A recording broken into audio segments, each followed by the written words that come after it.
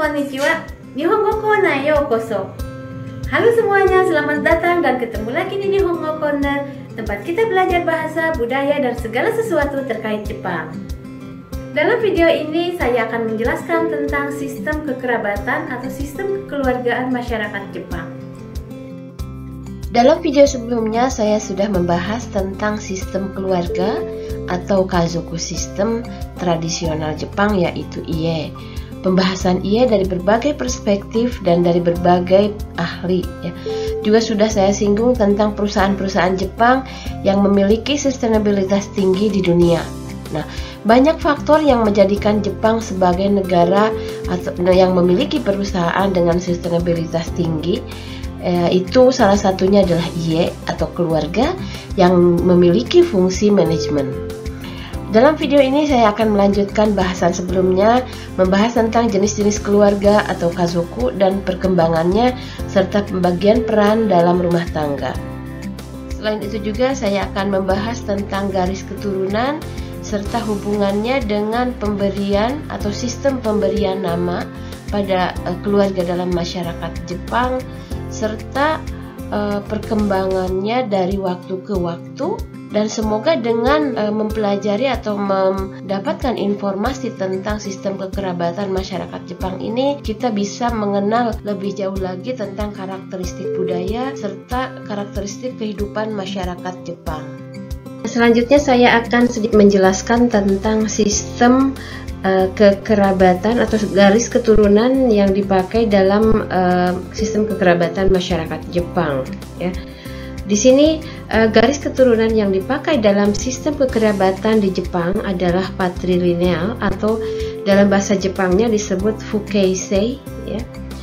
Di mana ini kita ingat tadi saya sudah menjelaskan tentang Ie ya.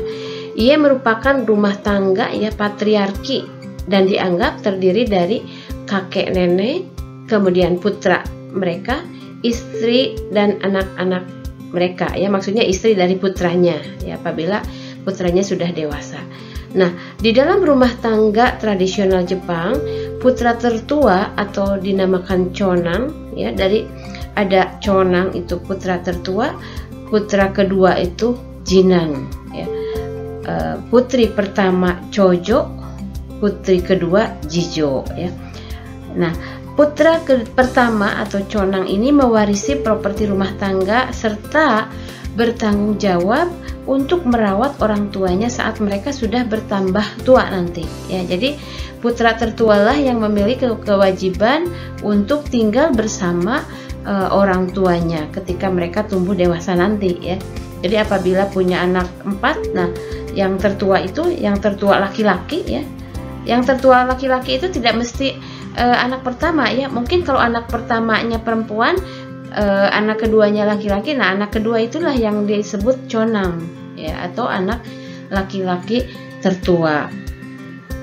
Dan nampaknya garis keturunan atau sistem keturunan yang dipakai dengan menggunakan patrilineal ini pada saat ini bukan hanya di Jepang saja.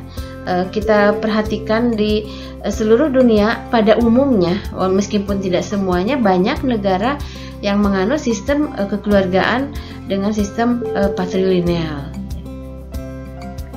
Nah, di sini ada hal yang menarik ya, karena menurut penelusuran dalam buku-buku sejarah dan dari berbagai sumber yang saya dapatkan bahwa ternyata di Jepang ini antara saat ini dengan zaman dulu sistem kekerabatan atau sistem garis keturunan yang dipakai itu agak berbeda ya. Menurut berbagai sumber yang saya baca, di situ disebutkan bahwa di zaman prasejarah kehidupan masyarakat dengan sistem matrilineal adalah hal yang biasa ya. Nah, mengapa demikian? Itu disebabkan karena di zaman itu kehidupan masyarakat adalah kehidupan berburu ya, di mana di masa itu orang-orang itu tidak mementingkan Ie atau keluarga, tetapi masyarakat saat itu adalah kelompok dengan kehidupan yang memiliki pertalian darah. Nah, apa maksudnya dari ini semua ya?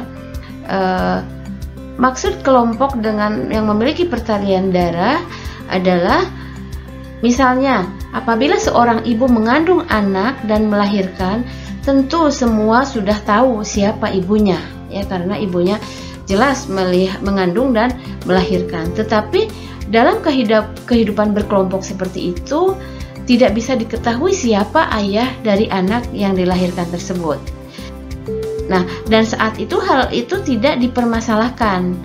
Nah, saat itu yang menjadi prioritas adalah menjaga dan membesarkan orang yang bekerja, yang kelak akan bekerja untuk kelompok tersebut. Dan orang yang melahirkan anak yang kelak akan menjadi pekerja atau akan membantu kelompoknya untuk bekerja, itu disebut orang yang paling berjasa, yang dianggap orang yang paling berjasa dan akan menjadi pusat perhatian semuanya. Menurut Takemitsu Makoto dalam bukunya Nihonji nara shite okitai Nihon, di situ disebutkan bahwa hubungan pria dan wanita di zaman itu, maksudnya di zaman itu ini sedang membahas tentang yayoi jidai atau masyarakat yang bertani, ya. Di zaman itu hubungan pria dan wanita bukan merupakan suatu hal atau sesuatu yang permanen atau sesuatu yang harus ditentukan. Wanita yang memiliki hak memimpin dalam melahirkan anak saat itu bisa memilih pria yang disukainya, ya, karena zaman itu merupakan zaman di mana manusia yang bekerja merupakan hal yang penting. Anak-anak tidak akan menanyakan siapa ayahnya karena mereka dibesarkan dan dijaga baik dalam sebuah kelompok. Setelah masyarakat berburu, ya, di zaman prasejarah, masyarakat mulai mengenal sistem pertanian atau cara bercocok tanam, ya. Nah, kalau di Jepang ini dinamakan yayoi jidai. Yayoi jidai adalah zaman di mana ada peralihan dari masyarakat berburu menjadi masyarakat pertanian atau mulai mengenal bercocok tanam. Nah, di dalam peralihan ini terjadi juga pergeseran sistem dari matrilineal ke patrilineal. Nah, mungkin ada yang bertanya mengapa demikian? Nah, faktor yang menyebabkan terjadinya transformasi dari masyarakat matrilineal ke patrilineal adalah seperti dalam gambaran di sini. Pada masa yayoi atau yayoi jidai, masyarakat mulai mengenal cara bercocok tanam. Tetapi tidak semua orang pintar dan pandai bertani. Ada kalanya ada kelompok yang tidak pintar bertani sehingga pada saat panen hasil yang didapat dari setiap kelompok itu akan berbeda-beda. Ada yang mendapatkan panen yang bagus, ada juga yang gagal atau kurang bagus. Nah, karena kesenjangan hasil panen tersebut, ini mengakibatkan berbagai hal. Ada yang mengakibatkan orang-orang yang tidak pintar bertani berkumpul mendekati orang yang pintar bertani dan meminta diajari cara-cara atau teknik-teknik pertanian. Nah, selain itu juga terjadi perselisihan atau pertikaian antar kelompok, ya, misalnya memperebutkan lahan yang bagus atau karena kecemburuan mereka tidak mendapatkan hasil yang bagus sehingga terjadilah pertikaian. Nah, hal inilah yang menyebabkan timbulnya transisi, ya, yang melatar belakangi timbulnya transisi antara sistem matrilineal ke patrilineal. Mengapa demikian? Jadi pada saat terjadi perselisihan dan terjadi pertarungan antar kelompok, di sini laki-lakilah yang paling dominan. Dan untuk mempertahankan wilayah-wilayah masing-masing tentu diperlukan orang-orang atau laki-laki yang kuat, ya. Sehingga mulailah terpikirkan menjadikan keturunannya yang memiliki pertalian darah sebagai penerus dan mulai berpikir membentuk keluarga di mana terjadi penerusan keturunan dengan pertalian darah, bukan kelompok yang memiliki pertalian darah yang tidak jelas seperti pada masa atau pada zaman berburu. Akibatnya perlahan-lahan terjadilah peralihan dari sistem matrilineal menjadi patrilineal yang mengutamakan pertalian darah dari pihak ayah. Seperti di negara-negara yang menganut sistem pertalian darah atau sistem keturunan dengan sistem patrilineal, ya, tentu ada yang namanya nama keluarga, ya. Nama keluarga itu dinamakan myoji, ya, atau family name, dan nama kecil. Jadi dalam penamaan, sistem penamaan Jepang itu ada myoji, ada namae, ya. Jadi dalam satu keluarga itu semua namanya pasti bagian depannya itu sama, ya. Misalnya keluarga Yamada semua namanya Yamada, Yamada Suzu, Yamada Taro, Yamada Jiro, dan seterusnya, ya. Jadi satu keluarga itu nama keluarga sama. Nah, nanti untuk pemberian nama atau perubahan nama ini agak berbeda mungkin dengan sistem yang di Indonesia juga ada di Batak, ya, yang mengenal dengan marga, ya. Ada marga A, marga B, marga C, banyak sekali. Namun yang saya lihat dari sistem penamaan di Jepang itu, apabila seorang laki-laki menikah dengan seorang perempuan, maka nama keluarga perempuan itu akan hilang dan akan berubah menjadi nama keluarga dari pihak laki-laki, ya. Misalnya di sini ada contohnya Yamamoto Taro, ya, menikah dengan Suzuki Rikako. Nah, setelah menikah, nama Rikako itu setelah mengajukan surat nikah atau koin todoke, ya, dalam bahasa Jepangnya, maka nama Suzuki Rikako itu akan berubah menjadi Yamamoto Rikako, ya. Nah, dan pada saat setelah mereka menikah, anak-anak yang dilahirkan dari keduanya ini tentu saja biasanya pada umumnya memakai nama myoji atau nama keluarga ayah, yaitu Yamamoto. Misalnya di sini Yamamoto Kenji, Yamamoto Erika, Yamamoto Jun. Nah, ini bisa diteruskan selanjutnya apabila, nah, di sini yang dinamakan Chonan ini adalah Yamamoto Kenji sebagai anak pertama, ya. Nah, sedangkan Yamamoto Erika setelah dewasa dan ia menikah, maka ia namanya akan berubah mengikuti nama myoji suaminya, dan Erika ini sudah dianggap nanti bukan keluarga Yamamoto lagi, dia ada di luar, ya. Jadi dalam kehidupan masyarakat Jepang itu ada mengenal istilah uchi dan soto, ya. Uchi dan soto ini sangat luas sekali penerapannya, itu bukan hanya dalam aspek kekeluargaan saja, tetapi dalam aspek bahasa juga ada perbedaan penggunaan bahasa terkait dengan hubungan uchi dan soto atau pihak luar dan pihak dalam. Jadi meskipun Erika dengan Kenji ini adalah saudara kandung, tetapi setelah mereka berkeluarga maka akan berubah Erika menjadi keluarga suaminya, ya. Sehingga di sini walaupun mereka masih tetap berkomunikasi, tetapi mereka merasa Erika itu merasa tidak bisa mencampuri urusan-urusan keluarga dari pihak suaminya.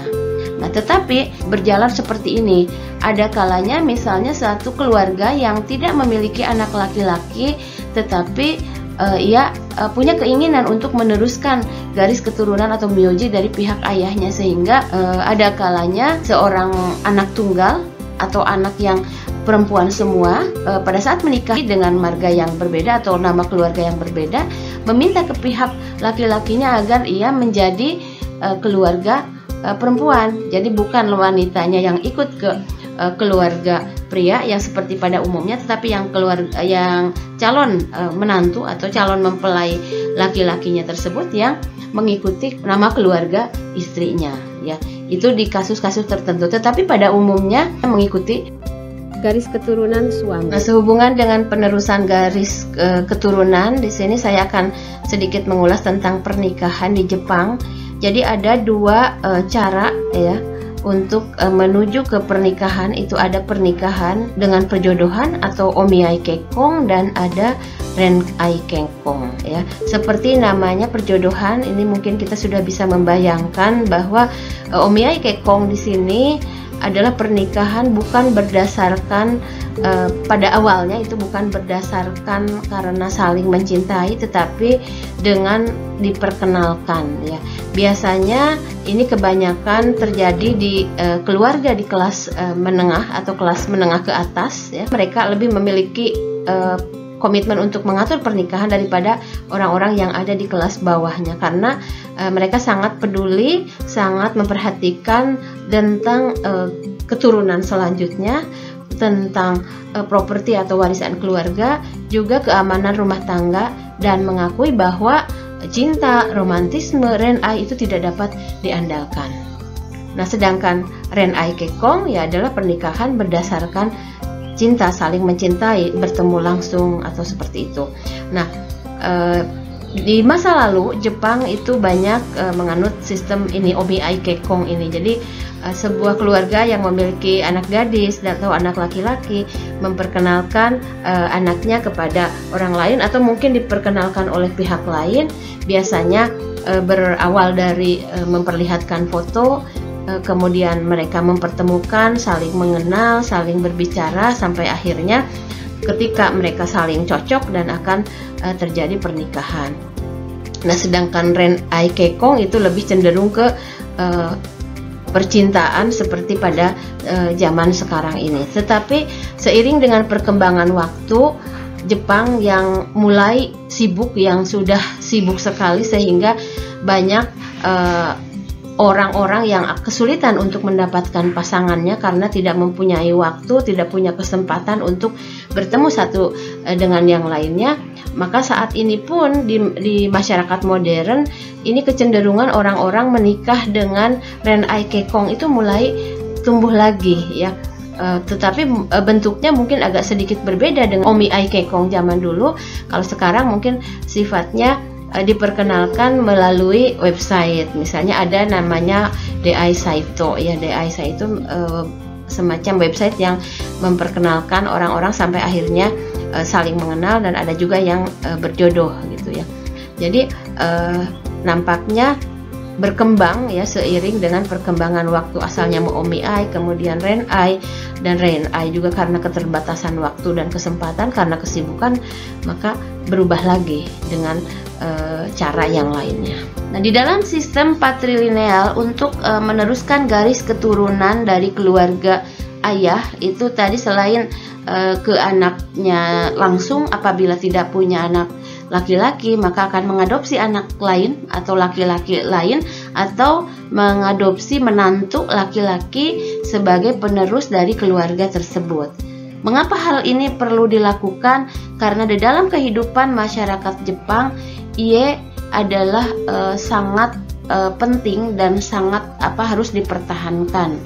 Dan keluarga atau ie ini sangat penting dalam perdagangan dan industri ya di Jepang, di mana setiap keluarga ya, walaupun tidak semuanya, keluarga itu biasanya memiliki satu keterampilan atau satu keahlian.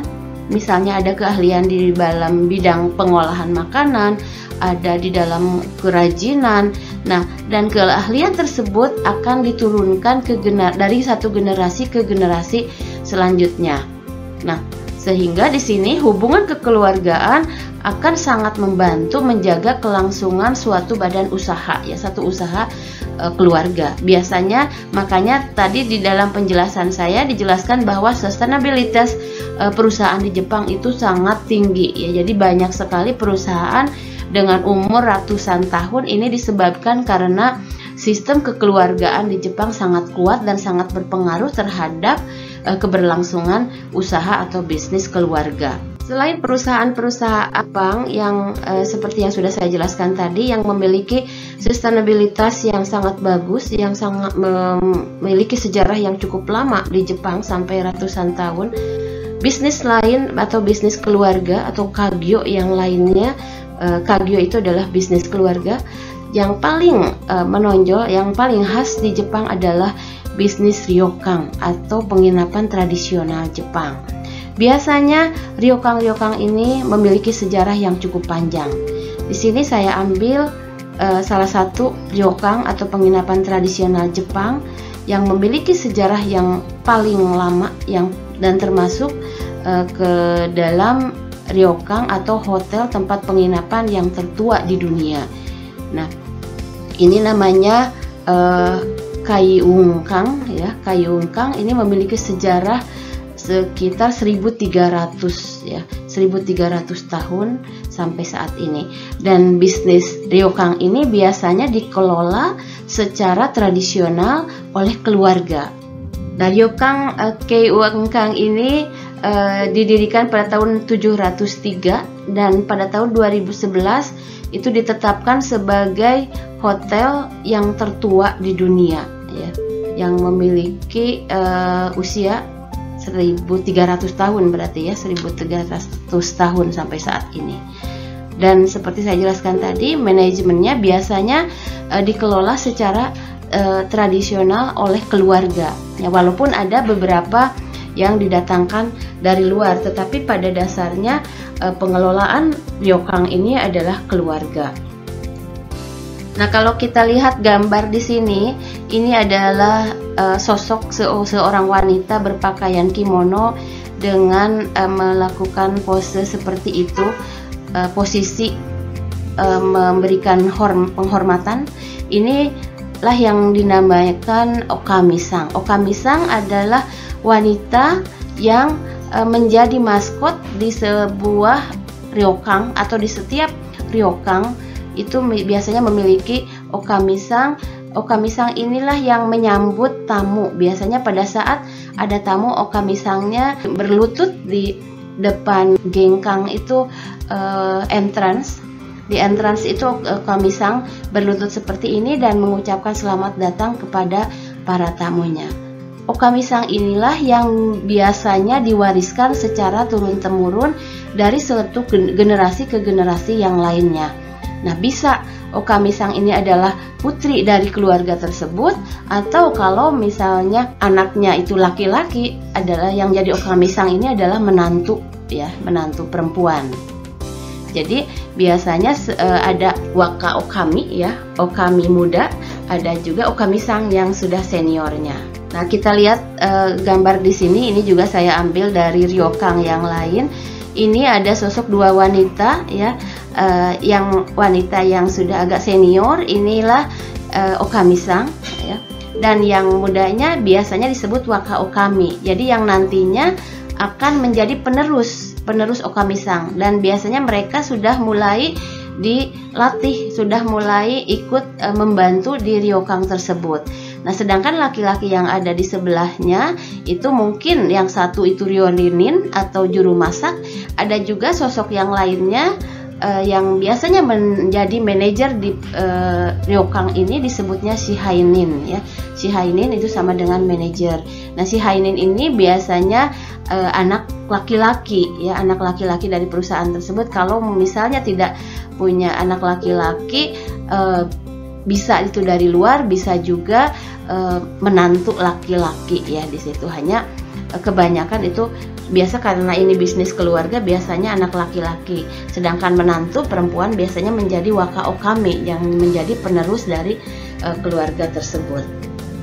Jadi dari sini bisa diketahui bahwa garis keturunan ini sangat betul-betul sangat dipegang teguh dan diperhatikan, karena ini akan mewarisi bisnis keluarga. Selain bisnis juga keterampilan-keterampilan yang dimiliki oleh generasi sebelumnya ini akan diwariskan kepada generasi selanjutnya. Seperti halnya di sini okamisang itu perannya bukan hanya menyambut saja, tetapi dia menerapkan, memimpin para pegawai di sini. Jadi yang pimpinan secara keseluruhan di ryokan ini adalah shihainin yang mengurusi manajemennya, tetapi yang mengurusi tentang pengaturan secara realnya di lapangan ini adalah okamisang. Bagaimana mengatur para pegawainya, bagaimana mengatur penataan di kamar, penataan di dalam ryokan tersebut. Inilah peran okami. Selain juga ia tetap untuk memiliki peran untuk mempertahankan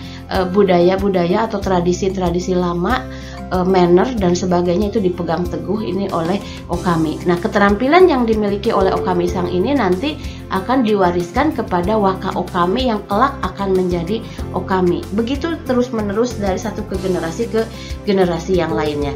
Sebelumnya saya sudah menjelaskan tentang ie atau keluarga, dan keluarga di Jepang ini saat ini memakai garis keturunan dari pihak ayah atau patrilineal. Ini merupakan hal yang sangat penting di Jepang karena penamaan atau keluarga, itu nama keluarga ini sangat berpengaruh terhadap pemakaman atau kuburan nanti pada saat meninggal ya.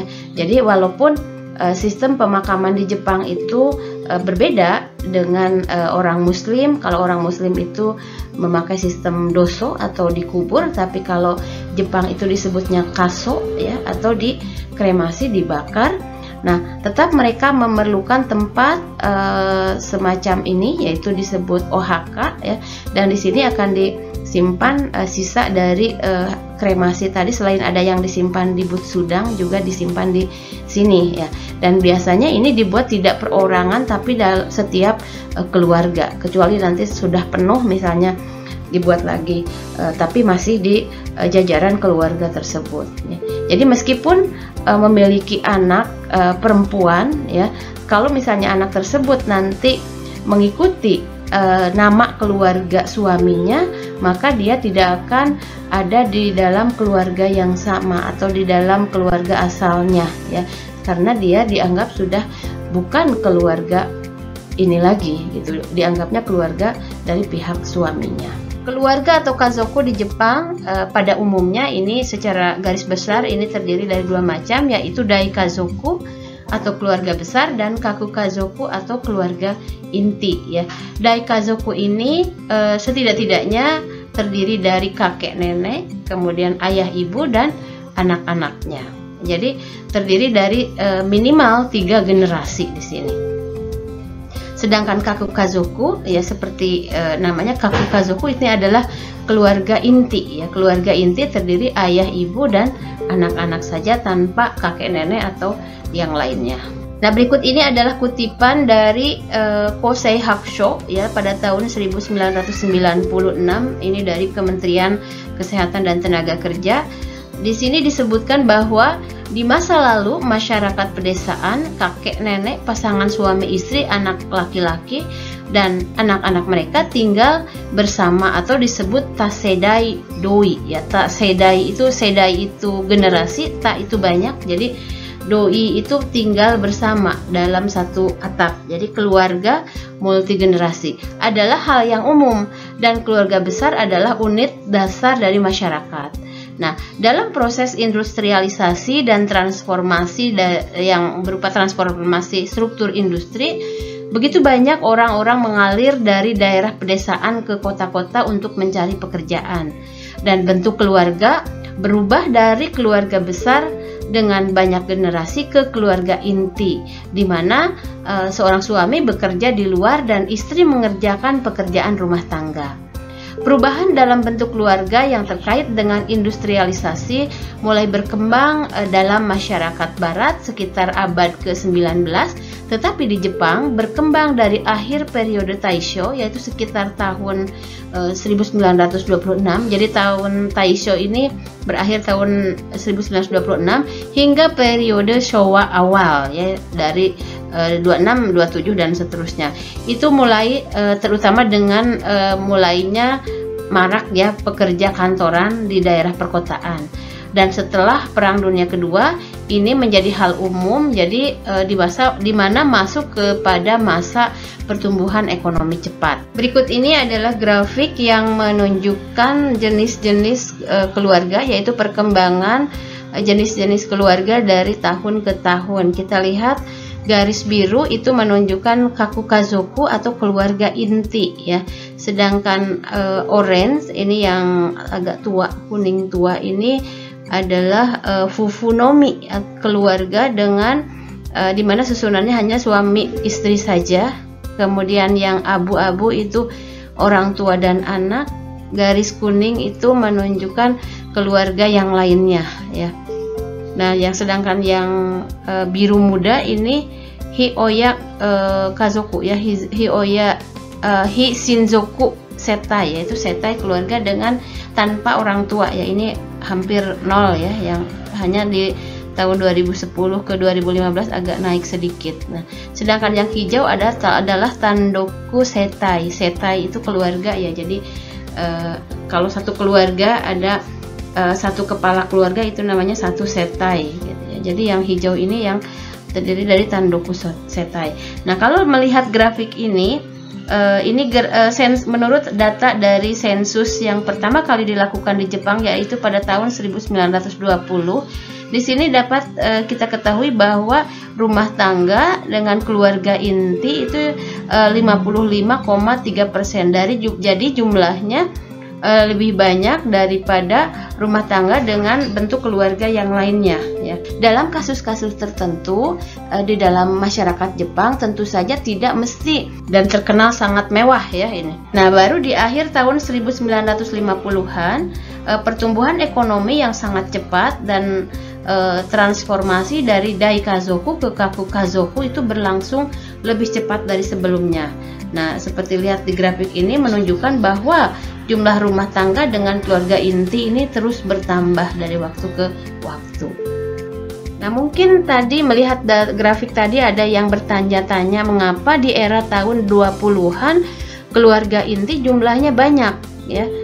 Padahal kan pada saat itu masih belum masuk kepada era industri, ya. Nah, ini sebetulnya kalau kita pikirkan lebih jauh, ini sesuatu yang dianggap wajar karena beberapa hal. Yang pertama, jumlah saudara kandung itu banyak, ya. Seperti dalam sensus penduduk tahun 1920, tingkat kelahiran adalah 5,24%. Artinya kalau saudara kandung banyak itu setelah dewasa mereka akan tinggal sendiri. Yang tersisa dengan keluarga itu hanya conang atau anak tertua saja, sehingga di sini menunjukkan jumlah keluarga inti itu kenapa banyak, ya. Nah, yang kedua adalah usia harapan hidup yang pendek. Jadi saat itu usia harapan hidup itu masih pendek apabila dibandingkan sekarang, sekitar 50 tahunan, dan tingkat kematian juga tinggi, sehingga kakek nenek itu mungkin hanya sampai umur 50-60 tahun sudah meninggal, sementara tinggal anaknya dengan cucunya yang masih kecil. Jadi seperti itu logikanya. Nah, berikut ini adalah grafik yang menunjukkan transformasi atau perubahan dari keluarga Daikazoku, ya, atau keluarga besar menjadi Kakukazoku. Ini kalau tadi itu lebih detail lagi, kalau ini perkembangan secara keseluruhan, ya, di mana tahun 1960 keluarga inti yang semula 56,1%, pada tahun 2015 naik hingga 86,7%, ya. Bersamaan dengan itu, rumah tangga dengan tipe keluarga yang lainnya menurun 13,3%. Dan saat ini seperti kita ketahui bersama bahwa kebanyakan orang-orang tinggal bersama Kakukazoku atau hanya dengan keluarga inti saja. Dari grafik yang tadi kita lihat ini dipecah lagi menjadi lebih detail lagi. Jadi kalau tadi hanya melihat Daikazoku dengan Kakukazoku atau keluarga besar dengan keluarga inti saja, tetapi di sini lebih detail lagi. Di sini ada Fufunomi atau suami istri saja, kemudian Fufu Tokodomo, ya, itu yang tadi suami istri saja itu warna biru yang agak tua, kemudian orange tua itu Fufu Tokodomo, yaitu suami istri dengan anak, masih tetap jumlahnya banyak. Nah, hanya ini kalau kita lihat di tahun 70, ya, itu yang Fufu Tokodomo itu masih jumlahnya banyak, hanya makin ke sini tahun 2010-2015 itu tingkat persentasenya itu makin menurun, ya. Kemudian warna abu-abu itu sedikit sekali Chichi Oya Tokodomo, jadi ayah dengan anak, keluarga yang tinggalnya ayah dengan anak. Kemudian yang kuning itu Haha Oya Tokodomo, jadi dibandingkan dengan anak dengan ayah itu lebih banyakkan ibu dengan anak. Dan yang sisanya Sonohoka no Shinzoku Setai, jadi yang biru muda itu Sonohoka. Mungkin Sonohoka itu ada macam-macam, ya, ada sendiri, ya, tidak dengan siapapun gitu, atau disebut nanti Tandoku Setai. Nah, ini juga perkembangan jenis keluarga dari tahun ke tahun sama dengan yang tadi, hanya ini lebih secara garis besarnya saja ini ada bentuk lain, ya. Kalau yang biru itu masih tetap Kakukazoku atau keluarga inti, kemudian yang orange itu Sonota no Kazoku Setai, yaitu keluarga yang lainnya gitu, mungkin ada beberapa penggolongan. Dan yang kuning itu adalah tandoku setai ya. Jadi tandoku setai itu mungkin orang yang sendiri, yang hidup sendiri, yang tidak menikah, juga tidak tinggal bersama dengan orang tua, juga tidak memiliki anak. Ini tandoku setai ya. Jadi kecenderungannya ini juga meningkat ya, dari tahun 60-an ini mulai meningkat hingga tahun saat ini tandoku setai ini makin bertambah. Ini adalah suasana keluarga dengan 3 generasi ya, atau daikazoku ya. Daikazoku ini ada kakek, nenek ya, ayah, ibu, dan anak-anak. Ini kira-kira gambaran ini diambil dari suasana pada zaman Edo ya, sebelum restorasi Meiji. Jadi di sini masih keluarga yang tinggal dengan kakek nenek itu sesuatu yang umum, yang biasa ya. Nah, bagi yang pernah menonton anime ini anime Chibi Maruko-chan ya.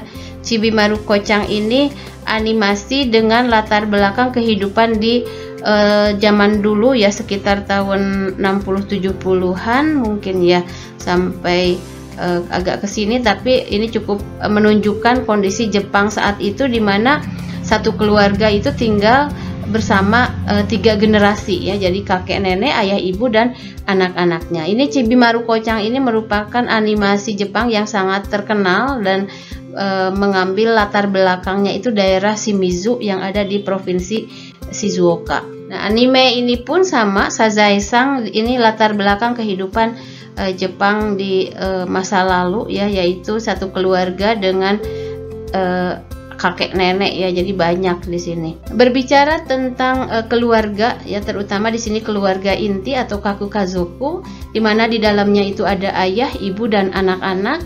Di sini saya menyampaikan gambaran umum atau prototipe keluarga Jepang di masa lalu ya, sebelum ya kira-kira di era 70, 60, 70, 80-an, di mana masing-masing orang di dalam keluarga tersebut memiliki perannya tersendiri seperti ayah dan ibu. Mungkin agak berbeda dengan kondisi saat ini, di mana saat itu ayah memiliki peran ya, sosok ayah itu adalah sebagai pemimpin keluarga ya, seperti sebelum-sebelumnya sudah dibahas bahwa ayah itu kaco ya, kaconya rumah ya, co itu kepala ya, kepala keluarga yang bertugas atau memiliki peran sebagai pencari nafkah, kemudian pembuat keputusan. Kemudian sosok ayah saat itu menunjukkan gambaran ayah sebagai seseorang yang keputusannya itu atau apa yang dikatakannya itu sesuatu yang mutlak ya, tidak bisa dibantah, dan anak-anak saat itu harus mengikuti apa yang diperintahkan atau diinstruksikan oleh ayahnya. Jadi berbeda sekali dengan keadaan sekarang. Kalau sekarang itu anak-anak agak manja kepada orang tuanya, kalau saat itu anak-anak itu yang namanya ayah itu adalah sosok yang mutlak gitu. Nah, kemudian di sini ibu perannya mengerjakan pekerjaan rumah tangga, mengurus anak-anaknya dari mulai mereka kecil sampai mengurus pendidikan anaknya seperti apa gitu. Harus betul-betul mengetahui mulai manajemen keluarga, keuangan, sampai hal-hal kecil terkait dengan rumah tangga. Tadi saya sudah singgung mengenai keluarga di Jepang, di mana peran ayah atau sosok ayah itu merupakan sosok yang mutlak, yang tidak bisa dibantah. Semua harus mengikuti apa kata ayahnya, sosok yang dianggap ya sulit untuk dibantah ya. Sehingga ini ada hal yang menarik di Jepang, itu ada 4 hal yang ditakuti di Jepang ya. Yang pertama itu jising ya, jising itu gempa, kaji ya, kaji itu kecelakaan, kebakaran ya, kaji itu kebakaran. Jadi gempa dan kebakaran itu merupakan hal yang sangat ditakuti oleh orang Jepang. Dan yang ketiga kaminari ya, kaminari ini halilintar ya. Halilintar juga kalau di Indonesia yang curah hujannya banyak, itu biasanya kita sudah biasa dengan datangnya halilintar, hanya kaget-kaget saja. Kalau Jepang itu mereka sangat takut dengan yang namanya halilintar. Dan yang satu lagi kira-kira apa ya ini?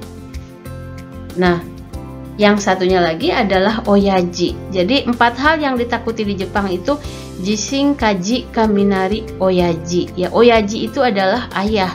Jadi ini sungguh sangat menarik karena ayah dimasukkan ke dalam prototipe hal-hal yang menakutkan atau hal yang ditakuti di Jepang.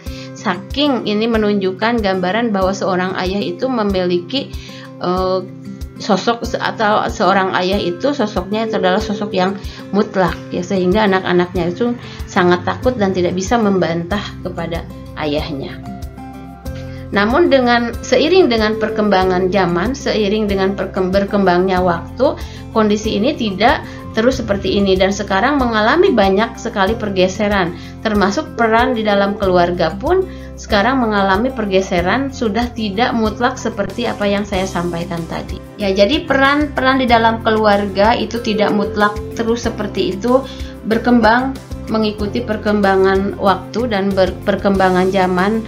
Di sini perubahan peran di dalam keluarga juga berubah ya, peran masing-masing di dalam keluarga juga mengalami perubahan, pergeseran ya. Ini seiring dengan tingginya pendidikan wanita, kemudian banyak wanita yang terjun ke masyarakat. Tentu saja terkait dengan terjunnya wanita ke masyarakat, baik itu dalam bidang politik, meskipun persentasenya sangat-sangat sedikit bila dibandingkan dengan negara lain, kemudian wanita yang berkarir pun banyak, sehingga ini menjadikan kondisinya berubah, peran di dalam rumah tangga itu berubah. Misalnya seorang ayah yang tadi memiliki peran sebagai pencari nafkah, sekarang ibu pun memiliki peran yang sama mencari nafkah, sehingga yang tadinya seorang ibu itu bertugas untuk mengerjakan pekerjaan-pekerjaan rumah, sekarang itu kecenderungannya ada terjadi kesepakatan antara suami dan istri untuk membagi pekerjaan rumahnya, karena dalam hal mencari nafkah pun wanita sama-sama mencari nafkah, sehingga terjadi kesepakatan untuk membagi peran di dalam rumah tangga, baik dalam urusan pekerjaan rumah tangga maupun di dalam pendidikan anak ya.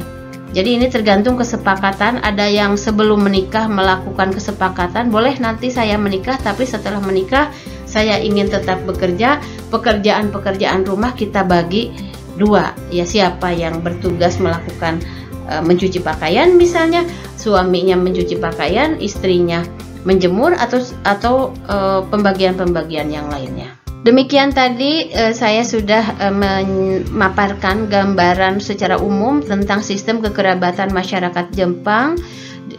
Ini adalah sebagai upaya untuk mengenal karakteristik budaya dan kehidupan masyarakat Jepang. Nah, sistem kekerabatan masyarakat Jepang ini tadi kita sudah melihat dari aspek perkembangannya secara historis itu seperti apa, kemudian kondisi keluarganya seperti apa, dan pengaruhnya terhadap perkembangan perekonomian serta bisnis Jepang.